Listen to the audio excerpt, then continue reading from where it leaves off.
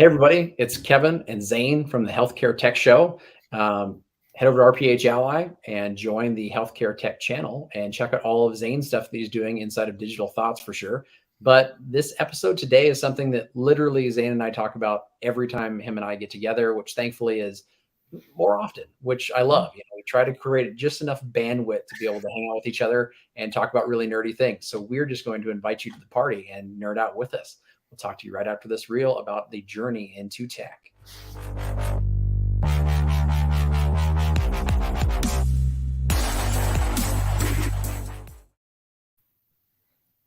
What's up, guys? So Zain and I were just off camera talking about Figma, talking about wireframes, talking about how you communicate between front end, back end engineers, how you work with the design team. So all those things, we're really thankful that we've had some experiences throughout our career to be able to work in the tech world. And Zain and I both get a lot of questions from those individuals that are in the healthcare world that are really looking to get into the technology world. And they're trying to say, how do I do it? What are the first steps? What are the things I need to know? Do I need to go back to school? Do I need a certification? What book should I read? So Zain and I just wanted to tackle everything in 15 minutes. We're just kidding. We just want to do an introductory kind of experience for you guys. What Zain and I have gone through, what we've kind of seen other colleagues go through, and what's really worked well. So I'm going to turn over to the guy with the beard and all the wisdom. No, I have a beard, but no wisdom. It was for me. It was a wild ride. It was a lot of. It was annoying in the beginning, but it took me just transparently. It took me 3.5 years to make the transition. It wasn't because I wasn't good enough. It was because I wasn't focused enough. Like I was kind of all over the place when I was trying to make the transition into tech. And the reason why I wanted to make the transition in tech was because I had my own startup like 8 years ago. Found that where healthcare and technology cross is a great place to be. I felt like I was, able to solve a problem rather than just dealing with the problem, and that was a powerful frame of mind to be in as a clinician. And that's kind of what led me down the path. And in the beginning, I just didn't know if I could make it. I had a lot of rejections. I was just cold applying to places. I had a lot of rejections, but it wasn't until I met people in a community like product managers and they helped me out. And one of the most powerful things it did for me was they told me that I could do it, that I didn't need a degree, that I didn't need this, I didn't need all that, that I already possessed all of the necessary knowledge and to do the job properly. And I think that's one thing is I even wrote about this about my transition tech. But number one thing, if you want to do that, is first realize yes, you can make a difference, and yes, you can do it.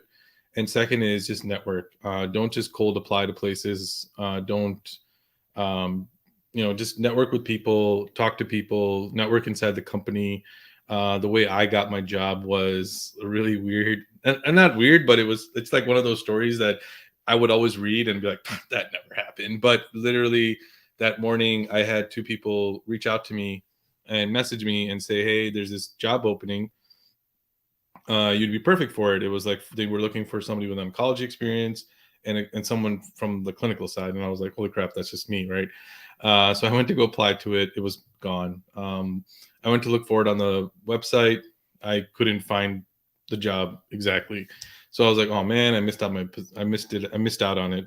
But I still reached out to the hiring manager, connected with him, sent him a message. I didn't get a message back, and I was leaving out of the country. So before I left the country, I found a way to contact him, and I sent him an email with my resume attached, and I went bullet by bullet saying I would be good to be a product manager, and these are the reasons why, and just sent it. At that point, I'd received so many rejections. I was like, what's another one? It doesn't really matter.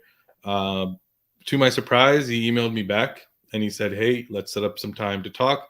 I was out of the country. I was like, holy crap, I'm gone for a week. So I just sent him my availability, and he picked the first one I had. And then from there to when I got hired was within a week. So the moral of the story is A, network, and B, don't wait for things to happen to you. You sometimes have to go out and do things that are very non-traditional, and you might seem like you're pushy, but if these hiring managers are trying to find the right person, right?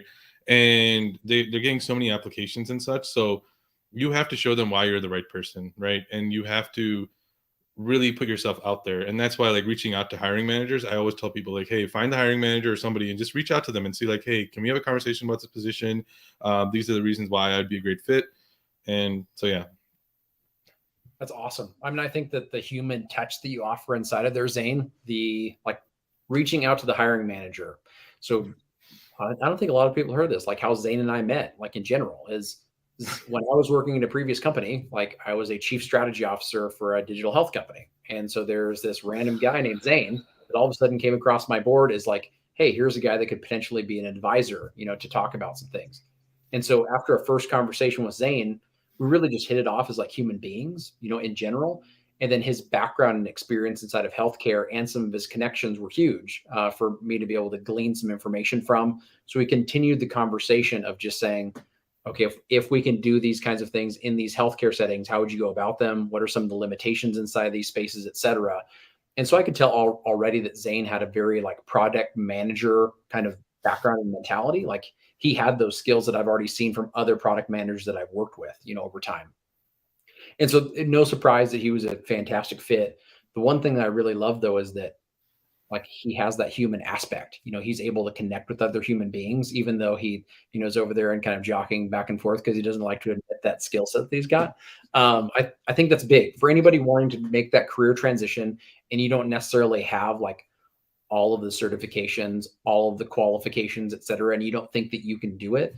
Sometimes the best thing is just to see what do you already have inside the job description, connect with the other human being that is making the hire, and let them make that decision.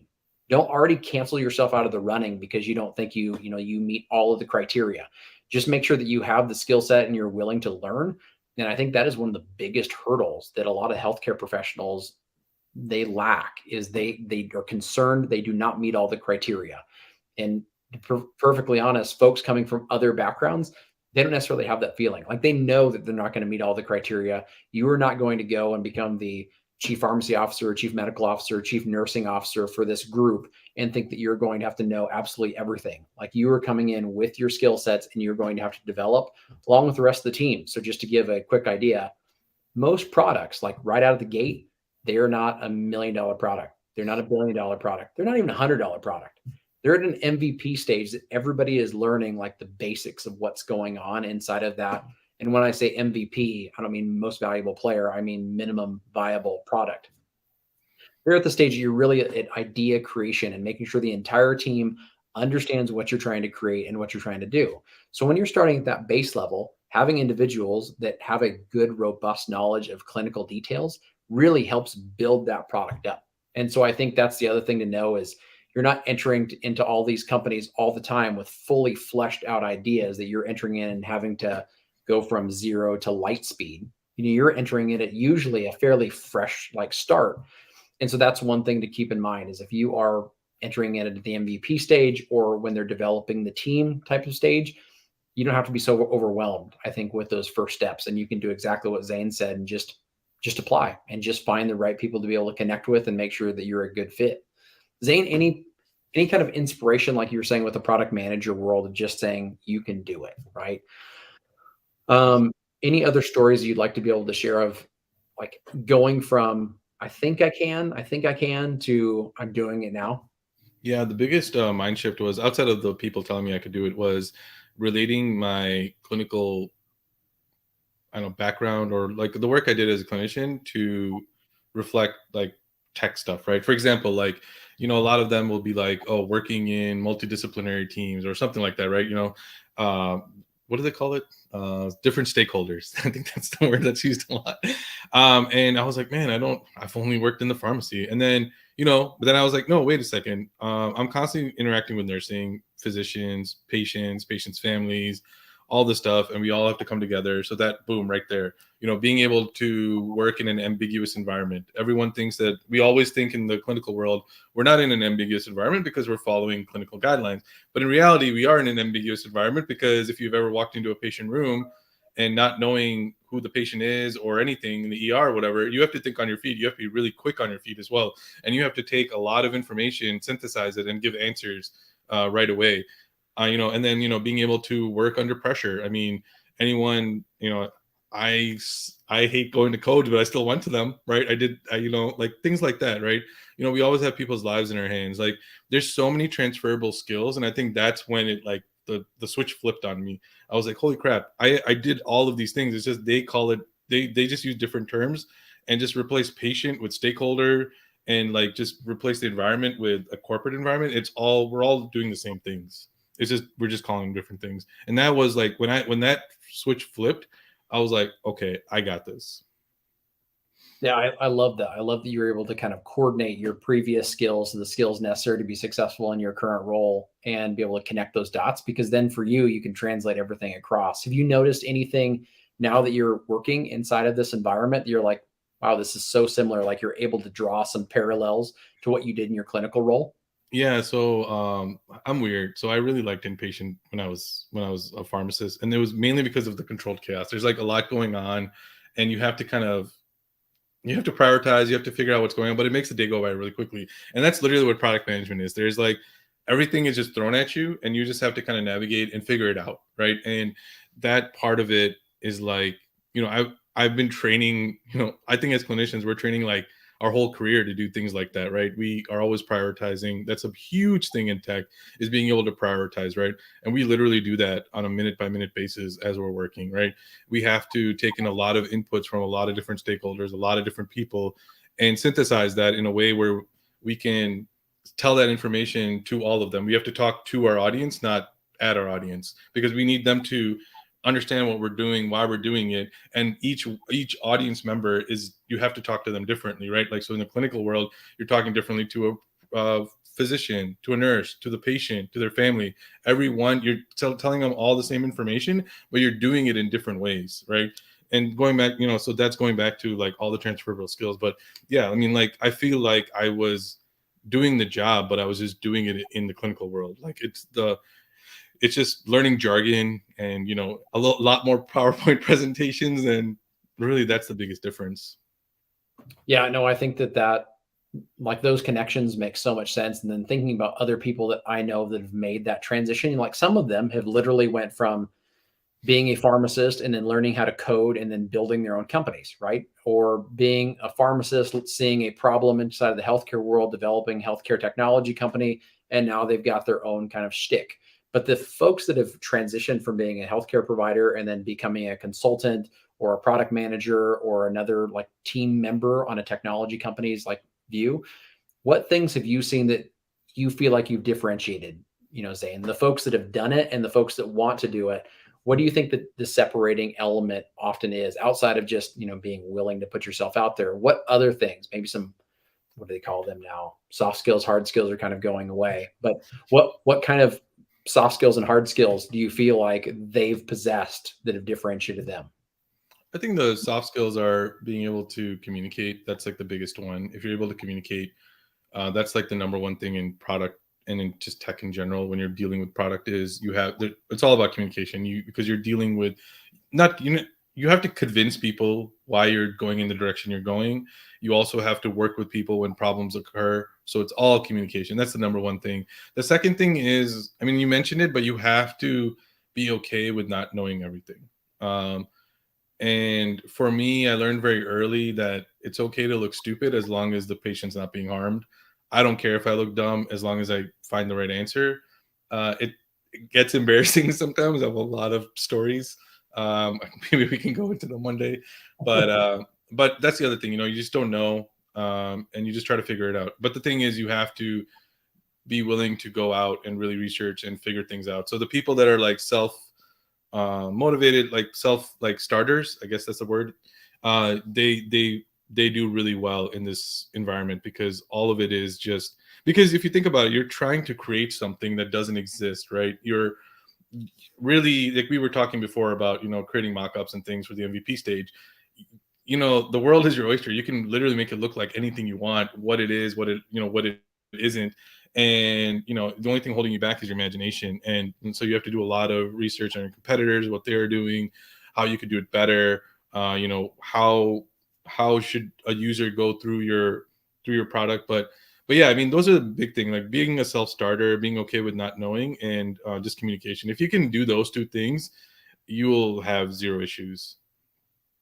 I love that. And I've seen folks that are pharmacy technicians, physicians, pharmacists, nurses, like all across the healthcare landscape be very successful in making that transition. So regardless of clinical kind of background, they've been able to make that shift. And there's a lot of, as you said, self-starters in every single one of those positions. And they have the skill sets, like they're already doing those kinds of things. For example, thinking on an algorithmic basis, right? So thinking about if this, then this, if that, then this, like we call that like a treatment guide. They're calling it logic, right? So it's very tied together that we're able to say like, here's the way we need to do these steps. Here's what we can't do in between these steps. I feel like I'm maybe oversimplifying it a little bit, No. but it's really not that much different, in general, of being able to think those things through and be able to present them the correct way. I guess just admitting to like personal growth and failures, right? So for me, like some of the elements that I'm thankful for is I have some mentors today that are part of this company that I'm working with now, Zain, that they've said like, hey Kevin, like you really talked over people's heads, and that's no humble brag on my part. It's really a like lesson learned. So trying to make sure, as Zain pointed out, reading the room, seeing the individuals that are there, and what do they need to take out of the messaging that you're giving them, because previously maybe you were talking to physicians and nurses and other colleagues in the healthcare system, executives on the administrative team, finance folks. Well, the individuals you're talking to now oftentimes do not have that background. Maybe they don't even have any experience in that space. And so, even though you're maybe given a given task to be able to go through, being able to understand and recognize, I'm doing product management, let's say like Zain, I'm going to be able to go over this like next step that we're going to try to iterate on.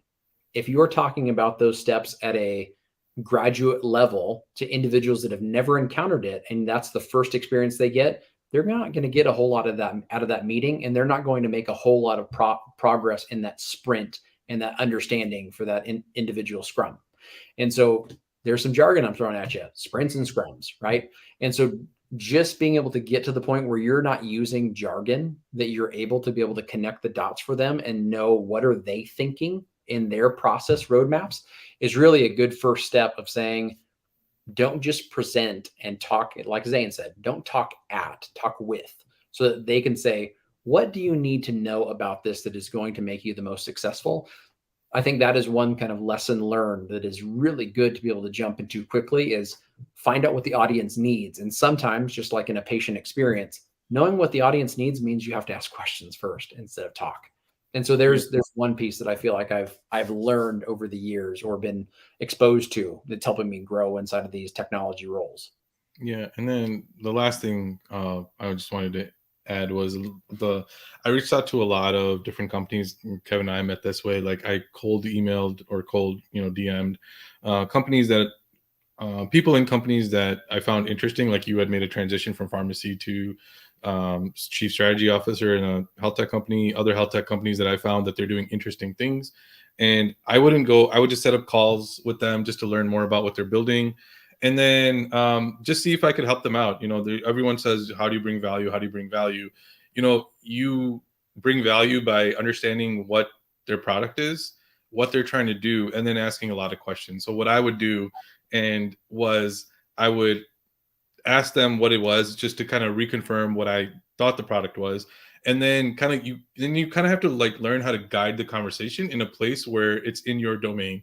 So you start asking them questions like, hey, have you guys thought about this? Or are you guys doing anything with this and this and that? So like if they start saying, oh no, we haven't, and then you can start saying like, oh, well, maybe you can do it this way, this, like give them suggestions.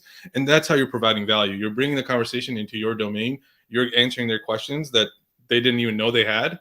And then from there, you can just follow up with them in a week or two later and just be like, hey, I just want to follow up on my conversation, just seeing if there's any way to help. And a lot of times if you're valuable to them, a lot of times they're like, yeah, let me get my founder or see whatever on the phone next time. And then just make it the long game, have a couple of conversations and then try to finalize the thing. Like, hey, how about I come on as an advisor, whatever.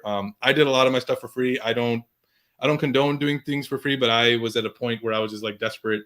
And I just didn't need, I mean, I'm in a very good position. I didn't need the money. I just wanted the experience. So you kind of have to weigh out what you're looking for, but you can definitely get paid for it. You can charge quite a bit. I mean, I'll just tell people right now. I mean, what I was charging, I was getting up to, I was moving it up slowly. I started at 150 an hour, and then I kind of moved it up to 250 an hour, just so the audience knows if they're listening to this. And people charge way more than that. So just as a starting place for people that have no idea where to start. But yeah, that's one powerful thing as well. And then also that way you can dip your foot in and see if you really like it. You're not leaving your job.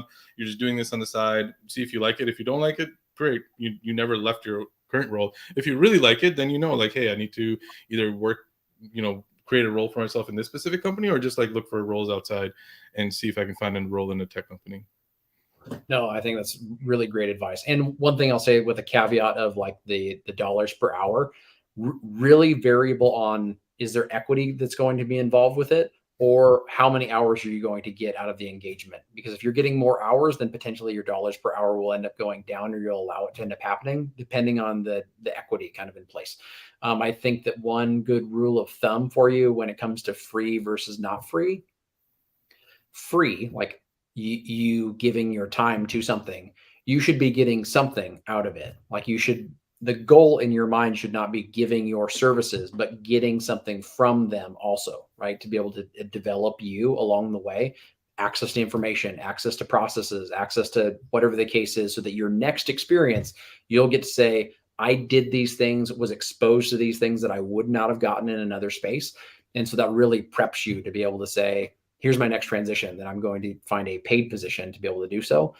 The other, I guess, last piece I'll add is be choosy, like be selective. Like that's one thing that I've definitely learned is lots of folks are out there that need experts in the space. You guys are likely listening to this or experts in your given domains and spaces.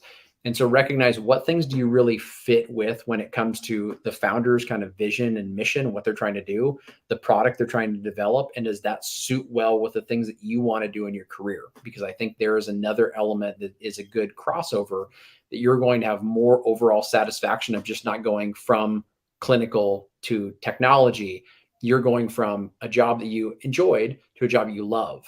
And I think that is a big piece of you staying inside of tech and really being able to harness all of your skills inside of the individual space.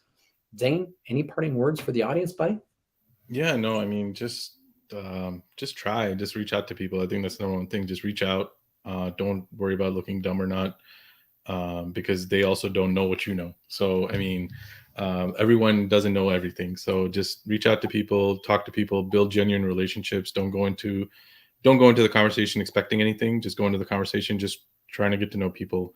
And from there, you once you start building those real connections, that's when you'll start seeing like this. It's like a snowball down the hill. Once you build that connection, it's just like you can't even stop it. Even if you wanted to try, you can't, because these people everyone is looking out for everyone. And there's a lot of amazing human beings out there. It's just a matter of just finding them.